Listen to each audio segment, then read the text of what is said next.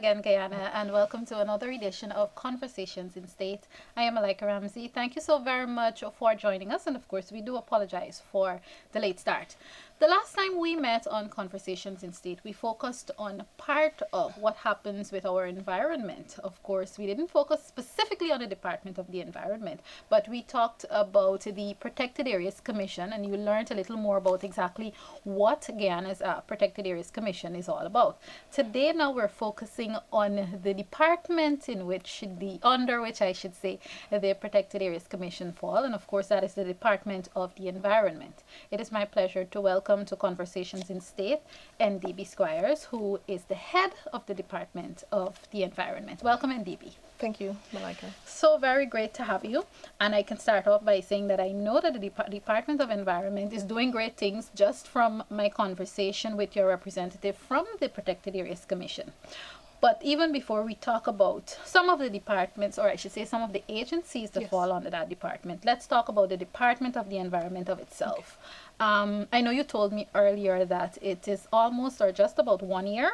It is. What is the purpose of the Department of the Environment? So thank you. Thanks for having me. And you're correct in saying that the Department of Environment is 1 year old. Mm-hmm. It was officially gazetted on September 1st in 2016.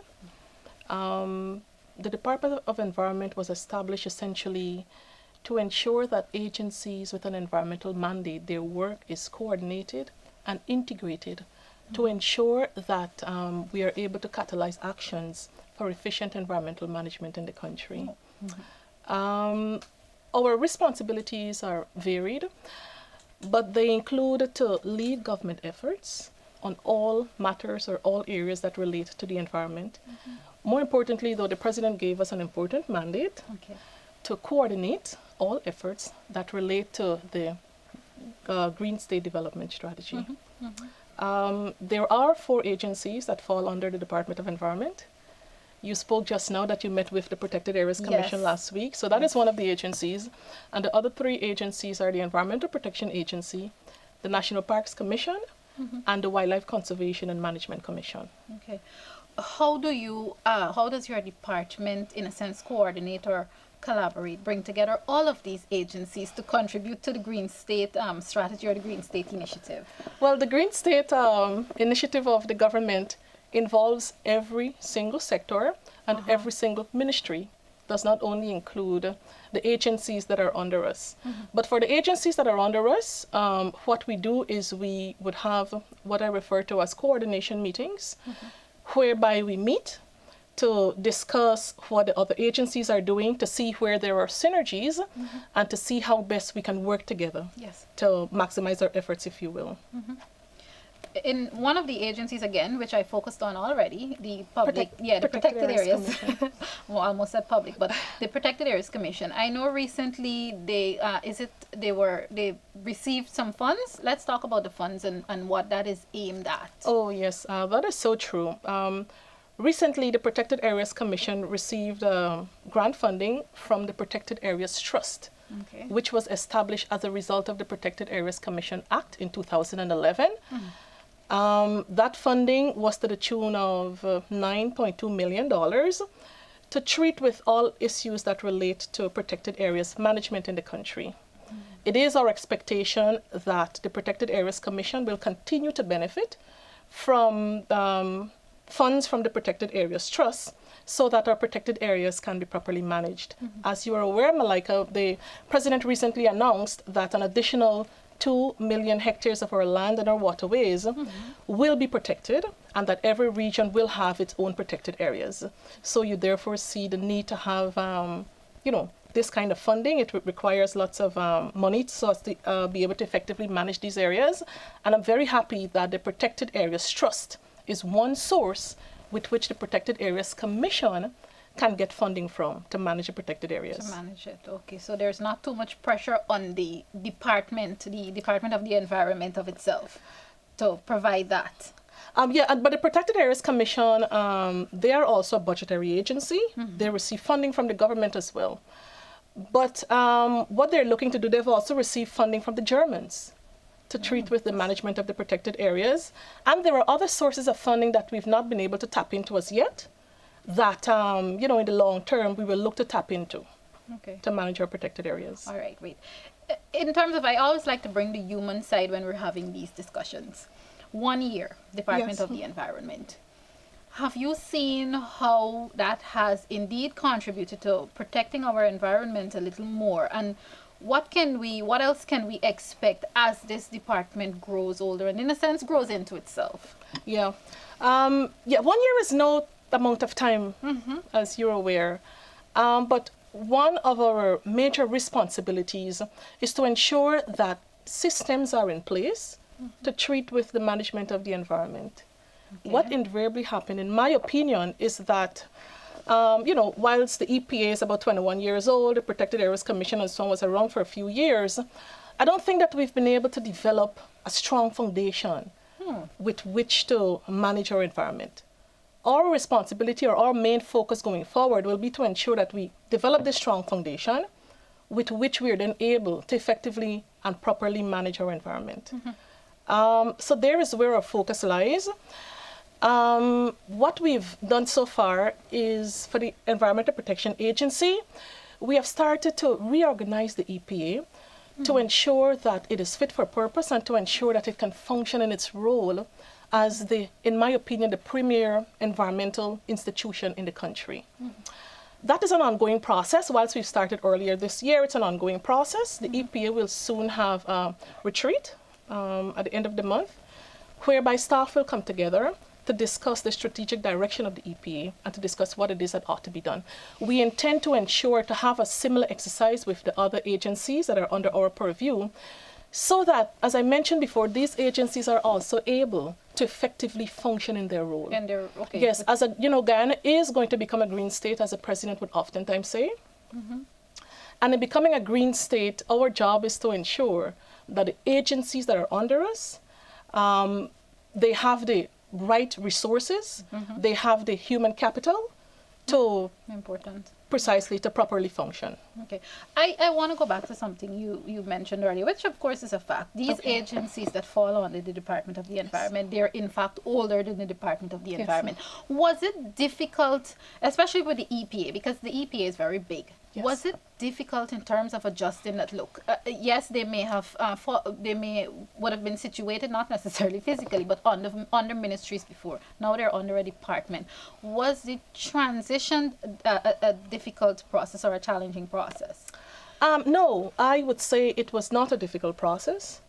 But what we intend to do in the long run is to ensure that we are able to harmonize environmental management in the country.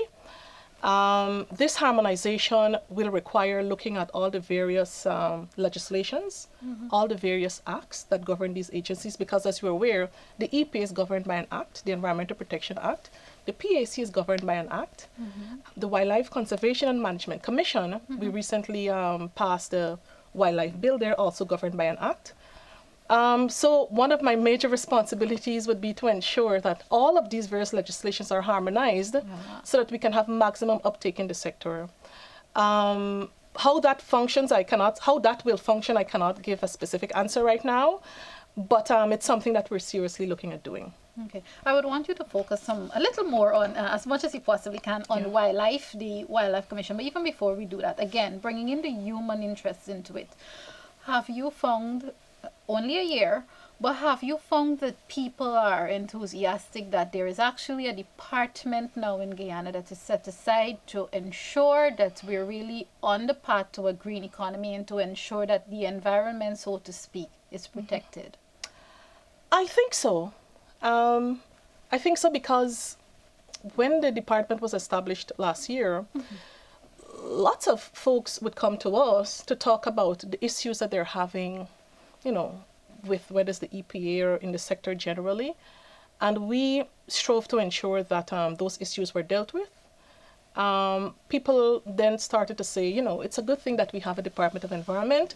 It's a good thing that we have an entity that oversees, if you will, all of these other agencies. And so, yes, I think that People are happy, yes. Okay. All right, viewers, if you're now tuning in, of course, this is Conversations in State. Today we're talking about the Department of the Environment, and we're chatting with the head of the Department of the Environment, Ms. Ndibi Schwiers. Let's talk about you mentioned the agencies coming under the Department of the Environment, of course, which we established would be the PAC, the Wildlife Wildlife Conservation and Management Commission, EPA, and National Parks and Commission. National Parks. Before we even talk about national parks, let's Sure. talk about wildlife. Is there anything specific, upcoming projects or so on, that's happening in terms of the wildlife?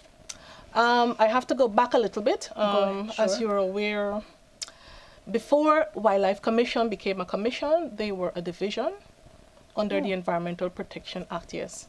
So there used to be the Wildlife Division, but now they are a full-fledged commission. One of the things that Wildlife is striving to do now is to ensure that there are regulations under the Act with which, they can also be able to make various policies and so on. As a division, when the Wildlife Division was a division, they were only looking at the export trade. But now that they are much bigger and now that they're a commission, their focus is also on local trade in wildlife and international trade in wildlife. So their mandate has expanded, and they are in the process of, getting the right people, hiring staff to execute their mandate. Okay, let's go on to the National Parks Commission now. Anything new happening there? At the National Parks Commission, nothing new really at the moment. What I do know, though, is that National Parks Commission, they're working closely with the Protected Areas Commission to ensuring that our national parks and our protected areas are well managed. Yes. Sometimes when we have these conversations, we tend to stay in Georgetown, which is unfortunate. That is so true. Yeah, it's really big, and I know there's lots going on. 2 Saturdays ago, I think it was National Tree Planting Day. It was, yes. Yes, that obviously the Department of the Environment would have to play a major role in ensuring that, all the activities are executed properly. Apart from talking about National Tree Planting Day, let's talk about what is happening outside of Georgetown in terms of the Department of the Environment, if there are specific projects or specific areas that you're targeting. I think you're absolutely right. Oftentimes, we tend to focus on Georgetown because we are in Georgetown. Yes. But Guyana is very big, as you rightly said. The Environmental Protection Agency, they are in the process of decentralizing the environmental services. They will soon have an Environmental Protection Agency office in Region 6, and that is specifically at Wim Village. And they are also looking at having an office in Region 9 in Letem. I think it's a good start. This means that folks from these regions, they will not have to come to Georgetown to get all of their needs met when it comes to the environment. They can have their needs met in those other regions, in those same region that they live in. It is our expectation also that going forward, the EPA will have a presence in every single region of the country. But everything takes time. I'm very happy at least that we're on the right path. And we will have a presence in every single region of the country. Fabulous. Guyanese will be happy to hear that. UNDP. You were talking about UNDP, and of course, this is even before we came on here. You were talking about UNDP earlier on funding. Let's talk some more about what is happening with the Department of the Environment and. UNDP, yes. UNDP, as you're aware, is has been a good partner with the government, and the Department of Environment is fortunate to be working on a project with the UNDP, a project that looks at mainstreaming the outcomes of the Rio Conventions into our policies. There are 3 Rio Conventions, the one that treats with climate change, there is one that treats with biodiversity, United Nations Convention on Biological Diversity, and then there's United Nations Convention on land desertification. That project is a 4-year project, and it has 4 objectives. The project seeks to ensure that we build human capacity, that we build capacity that relates to managing the Rio Conventions, that we update what is referred to as a National Capacity Self-Assessment. This study was done in the year 2007, so it's a bit outdated. And to ensure that, issues that relate to environmental values and so on, that Guyanese are aware of what those are. Aside from that, we are also working with the UN country team in helping us to develop the Green State Development Strategy. United Nations Environment, they are our technical partner, but we're also working with the UNCT. UNDP, so far, what they have done is to have,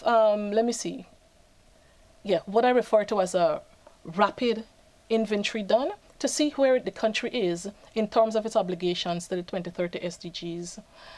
We will look at, they have started to look at policies. Begun to look at that.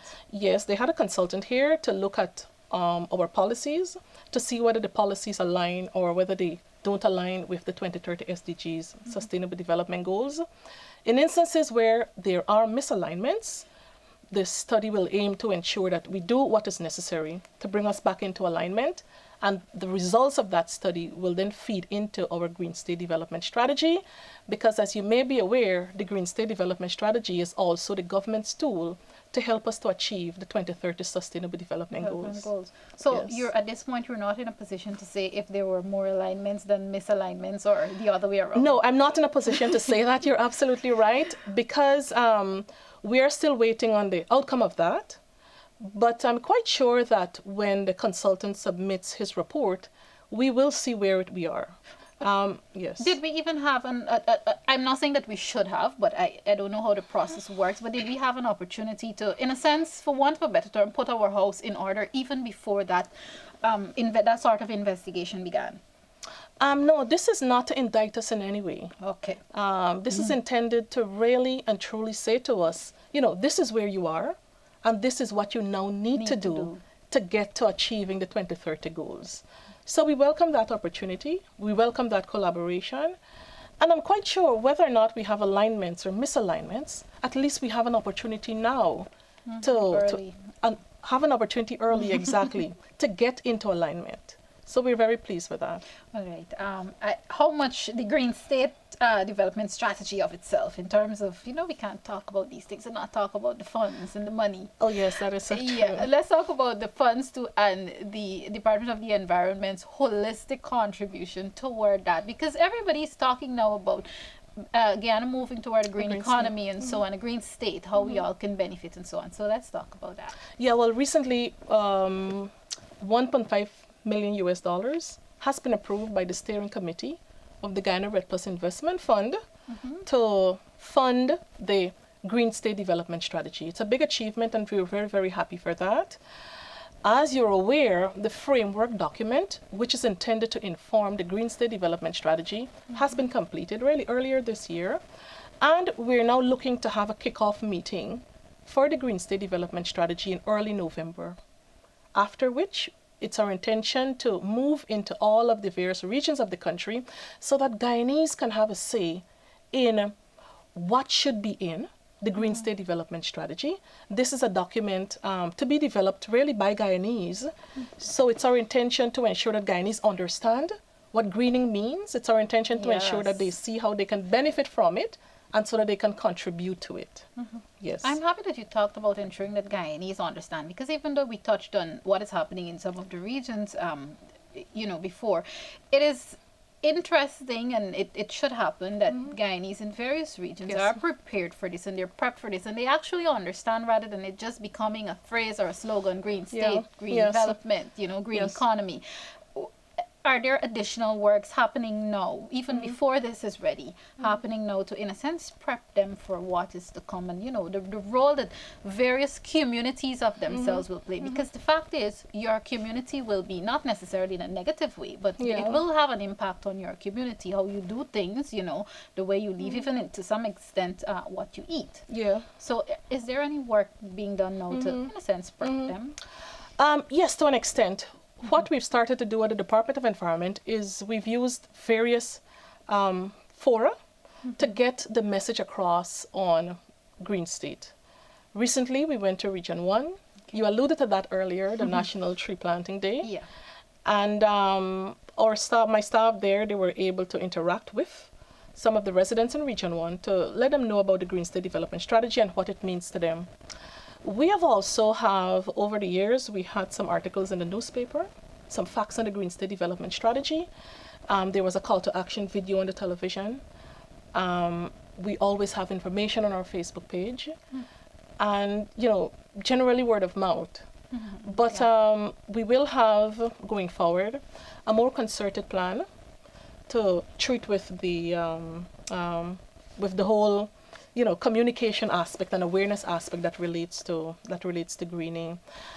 I agree with you. I think now Guyanese are not too often